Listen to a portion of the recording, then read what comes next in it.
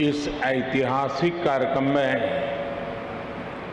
हमारे बीच उपस्थित बिहार के राज्यपाल श्री फागू चौहान जी, यहाँ के जनप्रिय मुख्यमंत्री श्री नीतीश कुमार जी, विधानसभा स्पीकर श्री विजय सिन्हा जी, बिहार विधान परिषद के कार्यकारी अध्यक्ष श्री अवधेश नारायण सिंह, उप मुख्यमंत्री श्रीमती रेणु देवी जी, तारकिशोर जी, नेता प्रतिपक्ष श्री तेजस्वी यादव जी, सभी मंत्रीगण, विधायकगण, अन्य महानुभाव, देवी और सज्जनों, आप सभी को, बिहार निवासियों को बिहार विधानसभा भवन के शताब्दी वर्ष की बहुत बहुत शुभकामनाएं। बिहार का ये स्वभाव है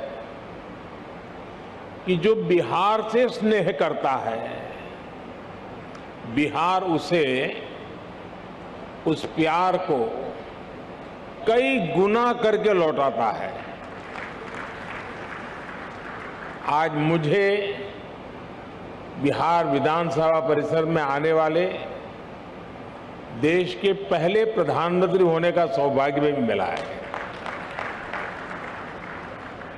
मैं इस स्नेह के लिए बिहार के जन जन को हृदय से नमन करता हूं। मुख्यमंत्री जी का, स्पीकर महोदय का भी हृदय से बहुत बहुत आभार व्यक्त करता हूं। साथियों, मुझे कुछ देर पहले शताब्दी स्मृति स्तंभ के लोकार्पण का अवसर भी मिला। ये स्तंभ बिहार के गौरवशाली अतीत का प्रतीक तो बनेगा ही, साथ ही ये बिहार की कोटि कोटि आकांक्षाओं को भी प्रेरणा देगा। अब से कुछ देर पहले बिहार विधानसभा म्यूजियम और विधानसभा गेस्ट हाउस का शिलान्यास भी हुआ है। मैं इन विकास कार्यों के लिए नीतीश कुमार जी और विजय सिन्हा जी को हृदय से बधाई देता हूं। मुझे विधानसभा परिसर के शताब्दी पार्क में कल्पतरु के रोपण का भी सुखद अनुभव मिला है। कल्पतरु के विषय में मान्यता है कि हमारी आशाओं, आकांक्षाओं को पूरा करने वाला ये वृक्ष है। लोकतंत्र में यही भूमिका संसदीय संस्थाओं की होती है। मैं आशा करता हूं कि बिहार विधानसभा अपनी इस भूमिका को इसी निरंतरता के साथ निभाती रहेगी, बिहार और देश के विकास में अपना अमूल्य योगदान देती रहेगी। साथियों, बिहार विधानसभा का अपना एक इतिहास रहा है और यहां विधानसभा भवन में एक से एक बड़े और साहसिक निर्णय लिए गए हैं। आजादी के पहले इसी विधानसभा से गवर्नर सत्येंद्र प्रसन्न सिन्हा जी ने स्वदेशी उद्योगों को प्रोत्साहित करने, स्वदेशी चरखा को अपनाने की अपील की थी। आजादी के बाद इसी विधानसभा में जमींदारी उन्मूलन अधिनियम पास हुआ था। इसी परंपरा को आगे बढ़ाते हुए नीतीश जी की सरकार ने बिहार पंचायती राज जैसे अधिनियम को पास किया। इस अधिनियम के जरिए बिहार पहला ऐसा राज्य बना जिसने पंचायती राज में महिलाओं को 50% आरक्षण दिया। लोकतंत्र से लेकर समाज जीवन तक समान भागीदारी और समान अधिकार के लिए कैसे काम किया जा सकता है, ये विधानसभा इसका उदाहरण है। आज जब मैं आपसे इस परिसर में विधानसभा भवन के बारे में बात कर रहा हूं, तो ये भी सोच रहा हूं कि बीते 100 वर्ष में ये भवन, ये परिसर कितने ही महान व्यक्तित्वों की आवाज का साक्षी रहा है। मैं नाम अगर लेने जाऊंगा तो शायद समय कम पड़ जाएगा, लेकिन इस इमारत ने इतिहास के रचयिताओं को भी देखा है और खुद भी इतिहास का निर्माण किया है। कहते हैं वाणी की ऊर्जा कभी भी समाप्त नहीं होती। इस ऐतिहासिक भवन में कही गई बातें, बिहार के उत्थान से जुड़े संकल्प एक ऊर्जा बनकर आज भी उपस्थिति है। आज भी वो वाणी, वो शब्द गूंज रहे हैं। साथियों, बिहार विधानसभा भवन का ये शताब्दी उत्सव एक ऐसे समय में हो रहा है जब देश अपनी आजादी का अमृत महोत्सव मना रहा है। विधानसभा भवन के 100 साल और देश की आजादी के 75 साल, ये केवल समय का संयोग नहीं है, इस संयोग का साझा अतीत भी है और सार्थक संदेश भी है। एक और, बिहार में चंपारण सत्याग्रह जैसे आंदोलन हुए तो वहीं इस धरती ने भारत को लोकतंत्र के संस्कार और आदर्श पर चलने का रास्ता भी दिखाया। दशकों से हम ये बताने की कोशिश होती रही है कि भारत को लोकतंत्र विदेशी हुकूमत और विदेशी सोच के कारण मिला है। और हमारे लोग भी कभी कभी ये बातें बोलते हैं, लेकिन कोई भी व्यक्ति जब ये कहता है तो वो बिहार के इतिहास और बिहार की विरासत पर पर्दा डालने की कोशिश करता है।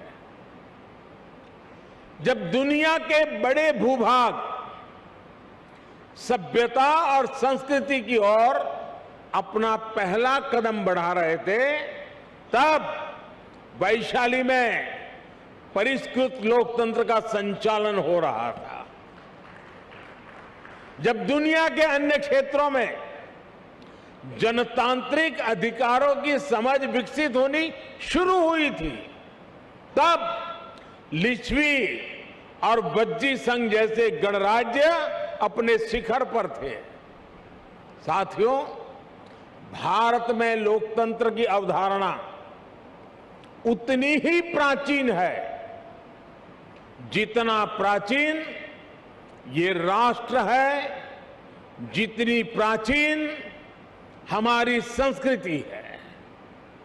हजारों वर्ष पूर्व हमारे वेदों में कहा गया है, त्वाम विशो वृणताम, त्वाम विशो वृणताम राज्याय त्वाम मिमाहा प्रदिशः पंचदेवी।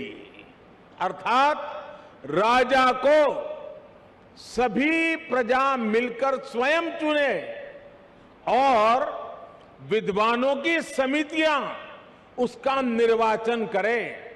ये वेद में कहा गया है, हजारों साल पूरे ग्रंथ में कहा गया है। आज भी हमारे संविधान में सांसदों, विधायकों का चयन, मुख्यमंत्री, प्रधानमंत्री, राष्ट्रपति का चयन इसी लोकतांत्रिक मूल्य पर टिका हुआ है। एक विचार के रूप में हमारे यहां लोकतंत्र इसलिए हजारों वर्षों से जीवित है क्योंकि भारत लोकतंत्र को समता और समानता का माध्यम मानता है।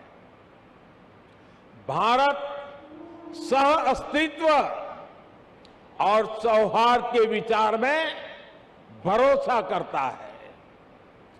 हम सत में भरोसा करते हैं, सहकार में भरोसा करते हैं, सामंजस्य में भरोसा करते हैं और समाज की संगठित शक्ति में भरोसा करते हैं। इसलिए हमारे वेदों ने हमें यह भी मंत्र दिया है, संगच्छध्वम संवदध्वम संवो मनासि जानताम, अर्थात हम मिलकर चले, मिलकर बोले, वो एक दूसरे के मनों को, एक दूसरे के विचारों को जाने और समझे। इसी वेद मंत्र में आगे कहा गया है, समानो मंत्र समिति समानी समानम मनः सहचित्तमेशम, अर्थात हम मिलकर समान विचार करें, हमारी समितियां, हमारी सभाएं और सदन कल्याण भाव के लिए समान विचार वाले हो और हमारे हृदय भी समान हो। हृदय से लोकतंत्र को स्वीकार करने की ऐसी विराट भावना एक राष्ट्र के रूप में भारत ही प्रस्तुत कर रहा है। इसलिए मैं जब भी दुनिया में अलग अलग जब देशों में जाता हूं, बड़े वैश्विक मंचों पर मौजूद होता हूं, तो मैं बहुत गर्व से कहता हूं, क्योंकि हमारे कान में किसी न किसी कारण से एक शब्द भर दिया गया है। हमारी मन की रचना को एक जगह पे स्थगित कर दिया गया है। हमें बार बार सुनाया गया है कि we are a largest democracy of the world, हम दुनिया की सबसे बड़े लोकतंत्र है, और हम भी उसी को स्वीकार कर लिया है बार बार सुनने के कारण। मैं आज भी दुनिया के मंच पर जब भी जाता हूं, बड़े गर्व से कहता हूं कि विश्व में लोकतंत्र की जननी ये भारत है। भारत मदर ऑफ डेमोक्रेसी है, और हमने भी, और बिहार वासियों ने तो खास दुनिया में डंका बजाते रहना चाहिए कि we are a mother of democracy. और बिहार की गौरवशाली विरासत, पाली में मौजूद ऐतिहासिक दस्तावेज भी इसके जीवंत प्रमाण है। बिहार के इस वैभव को न कोई मिटा सकता है, न कोई छिपा सकता है। इस ऐतिहासिक इमारत ने बिहार की इस लोकतांत्रिक विरासत को 100 वर्ष तक मजबूत किया है। इसलिए मैं समझता हूं कि आज ये इमारत भी हम सभी के नमन की हकदार है। साथियों, इस भवन के इतिहास से बिहार की वो चेतना जुड़ी है जिसने गुलामी के कालखंड में भी अपने जनतांत्रिक मूल्यों को समाप्त नहीं होने दिया। इसके निर्माण के साथ और उसके बाद जो घटनाक्रम जुड़ा हुआ है, वो हमें बार बार याद करना चाहिए।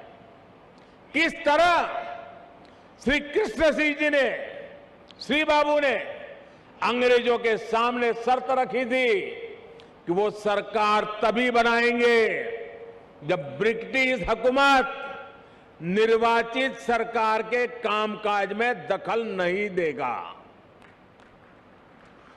कैसे द्वितीय विश्व युद्ध में भारत की सहमति के बिना देश को झोंकने के खिलाफ श्री बाबूजी ने, सरकार ने इस्तीफा दे दिया था। और बिहार का हर व्यक्ति इस बात के लिए गर्व कर सकता है। इस घटनाक्रम ने सदैव इस संदेश का संचार किया कि बिहार लोकतंत्र के खिलाफ कभी कुछ स्वीकार नहीं कर सकता। और भाइयों और बहनों, हम सभी ने देखा है कि कैसे आजादी के बाद भी बिहार अपनी लोकतांत्रिक निष्ठा को लेकर उतना ही अडिग, उतना ही प्रतिबद्ध रहा। बिहार ने आजाद भारत को डॉक्टर राजेंद्र प्रसाद के रूप में पहला राष्ट्रपति दिया। लोकनायक जयप्रकाश, कर्पूरी ठाकुर, बाबू जगजीवन राम, अनेक भी जैसे नेतृत्व इस धरती पर हुए। जब देश में संविधान को कुचलने का प्रयास हुआ तो भी उसके खिलाफ बिहार ने सबसे आगे आकर विरोध का बिगुल फूंका। आपातकाल के उस स्याही दौर में बिहार की धरती ने दिखा दिया कि भारत में लोकतंत्र को दबाने की कोशिशें कभी भी कामयाब नहीं हो सकती। और इसलिए मैं मानता हूं कि बिहार जितना समृद्ध होगा, भारत की लोकतांत्रिक शक्ति भी उतनी ही मजबूत होगी। बिहार जितना सशक्त होगा, भारत भी उतना ही सामर्थ्यवान होगा।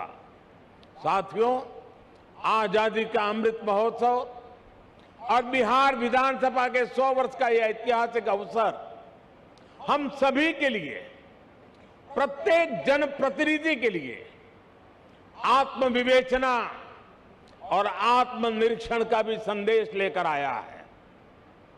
हम अपने लोकतंत्र को जितना मजबूत करेंगे, उतनी ही मजबूती हमारी आजादी को मिलेगी, हमारे अधिकारों को मिलेगी। आज 21वीं सदी में दुनिया तेजी से बदल रही है। नई जरूरतों के हिसाब से भारत के लोगों की, हमारे युवाओं की आशाएं, अपेक्षाएं भी बढ़ रही है। हमारी लोकतांत्रिक व्यवस्थाओं को इसके हिसाब से तेज गति से कार्य करना पड़ेगा। आज जब हम आजादी के 75वें साल में एक नए भारत के संकल्प के साथ आगे बढ़ रहे हैं, तो इन संकल्पों को आगे बढ़ाने की जिम्मेदारी हमारी संसद और विधानसभाओं पर भी है। इसके लिए हमें ईमानदारी और निष्ठा से दिन रात मेहनत करने की जरूरत है। देश के सांसद के रूप में, राज्य के विधायक के रूप में हमारी ये भी जिम्मेदारी है कि हम लोकतंत्र के सामने आ रही हर चुनौती को मिलकर हराएं। पक्ष विपक्ष के भेद से ऊपर उठकर देश के लिए, देश हित के लिए हमारी आवाज एकजुट होनी चाहिए। जनता से जुड़े विषयों पर सदन सकारात्मक संवाद का केंद्र बने। सकारात्मक कार्यों के लिए हमारी आवाज उतनी ही बुलंद दिखे, इस दिशा में भी हमें निरंतर आगे बढ़ना चाहिए। हमारे आचरण से ही हमारे देश की लोकतांत्रिक परिपक्वता प्रदर्शित होती है।